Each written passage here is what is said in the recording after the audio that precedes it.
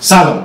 میخوایم در رابطه با 12 تا از برندهای با کیفیت تولید کننده کاشی و سرامیک ایران صحبت کنیم. البته اینم بگم برندهایی که اسمشون رو نمیگیم دلیل بر بی‌کیفیت بودنشون نیست.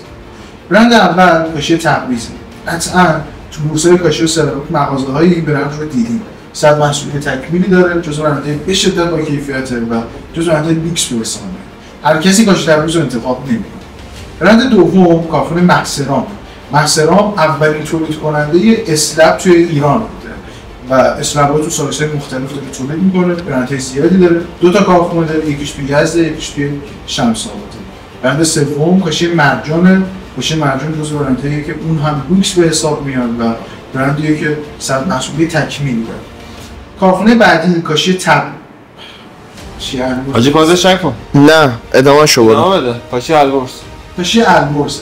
کاشی البرز احتمالاً اگر برای منزلتون دارید استخری رو درست می‌کنید یا بالاخره همچین فضایی رو دارید درست می‌کنید، کاشی البرز رو شنیدید اسمش رو. تولید کننده‌ایه که با کیفیت ترین کاشی استخری رو تحویل مشتری میده. برند بعدی این کارخونه نوین سرام.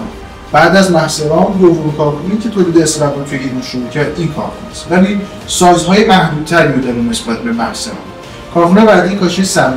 تا چند وقت پیش کاشی سبا فقط مات تولید می‌کرد، ولی در حال حاضر سرامیک‌های باقی‌پولیش رو هم داره تولید می‌کنه. کارخونه بعدی کارخونه راک، کارخونه‌ای که خیلی دیزاینرها دوست دارن به خاطر طرح‌های خاصی که داره توش استفاده میشه. کارخونه بعدی که می‌خوام بهتون معرفی کنم جزو برندهای قدیمیه که توی مرور زمان کیفیت خودش رو اتفاقا دست نداده، بهتر هم شده. کارخونه البن یه سبد محصولی توی همه سایزها، همه لعاب‌ها و همه طرح‌ها داره. کارخونه بعدی کارخونه حافظ، باز جزو کارخونه قدیمی به حساب میاد و سبد محصولیش در مرور زمان تکمیل‌تر از قبل شده. کارخونه سینا رو می‌خوام بهتون معرفی کنم، کارخونه‌ای که سایزهای خاصی تولید می‌کنه، مثلا برای سرامیک کف اکثر کارخونه دارن سایز 1:1 تولید می‌کنن، ولی این کارخونه سایز 90:90 رو داره تولید می‌کنه. کاشی فخار نمی‌گفتم. برو. کارخونه آخری که می‌خوام بهتون معرفی کنم کاشی فخاره که اون هم طرح‌هایی که داره تولید می‌کنه روی طرح پارکت خیلی معروفه و یه سری هم سرامیک‌هایی داره که سایز کوچیک دارن تولید میشن، اونها جزء طرح‌های ترند و پرفروش بازار هستن.